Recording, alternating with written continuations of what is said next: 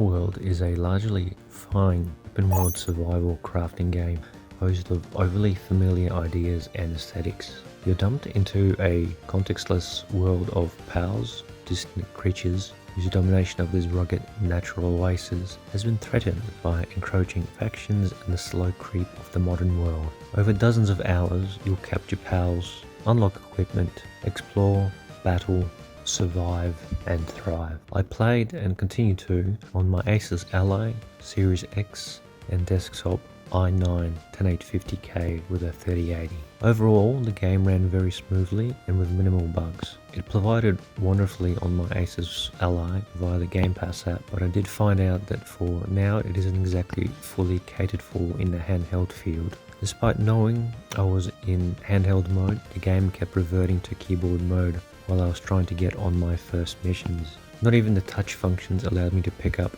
from multiple options lists, which was very infuriating.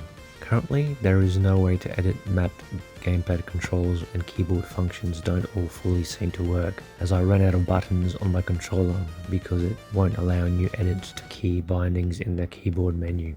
Apart from that, the game unplugged on performance mode, and I found it to be generally smooth, with the game lasting a good 1.5 hours. Turbo mode and plugged in on my Asus Ally would niggle some of those occasional FPS dips, but definitely cut the game down to approximately 1 hour on turbo mode unplugged. From the moment you punch a tree to gather wood, you know what Palworld is. It runs well, it looks decent, gestured towards potentially exciting future iterations beyond its current early access state, and slips in just enough goofy imagery to make a stray TikTok possible. It's overwhelmingly fine and overwhelmingly addictive. A recent controversy and claim that the game was made essentially with AI assets has proven to be wrong, with a large cohort of very sad Pokemon and Nintendo diehards claiming to the Pokemon company that this was stealing their ideas. The game is a massive success, with its first 48 hours gaining approximately 5 million players, and figures are way past that currently. It is also a massive scoop for Xbox, as it's free on the Game Pass store, although current limitations via Xbox allow only 4 players, unlike via Steam and PC, which is 16 on one server. Hopefully this will be updated as we remember playing an early access version of the game.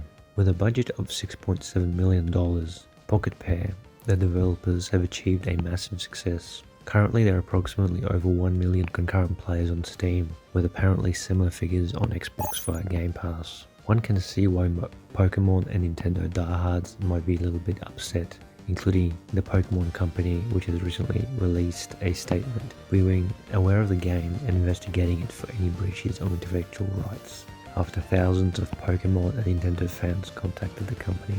I guess to tattletale on the game. Gaming in 2024 is really quite pathetic at times. Add to this the recent firing of 1900 Activision staff after Xbox acquired it, and you can see that there is a very dark side to this very exciting pastime. After all, it has overtaken Hollywood and blockbuster movies as the #1 pastime, with its worth in the hundreds of billions of dollars. Anyway, I'm getting away from what I was reviewing here.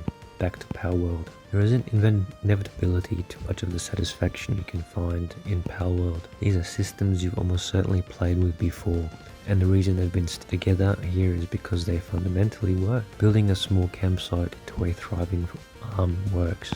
Organizing your disparate item stashes and resource generators into a lean, mean agricultural machine works.